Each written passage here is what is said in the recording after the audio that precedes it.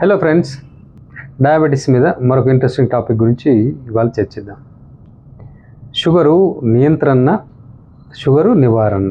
అంటే మనము చేస్తున్నది నియంత్రణ, నివారణ. Is it diabetic remission or diabetic reversal? Difference ఏంటి? మనము సడన్గా ఒక 300 రీడింగ్ 400 రీడింగ్ ఉందని తెలుస్తుంది. వెంటనే డైట్ చేంజ్ చేసుకుంటాము, యాక్టివిటీ చేంజ్ చేసుకుంటాం, లైఫ్ స్టైల్ చేంజ్ చేసుకుంటాం. HbA1c మళ్ళీ చెక్ చేస్తే 8, 7, 6.5 అట్లా వస్తేనే మనం ఏమనుకుంటాం, అబ్బా కంట్రోల్లోకి వచ్చేసిందని.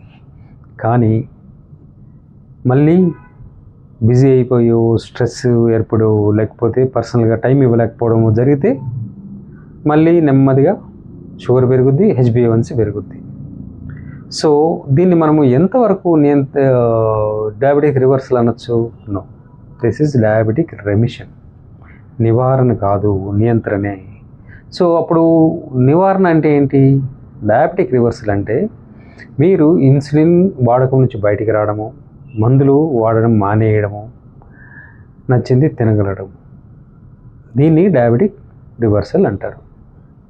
This is made possible in China with stem cell therapy. So diabetes reversal ki stem cell therapy is one of the best option. Hope this is useful. Share it with your friends.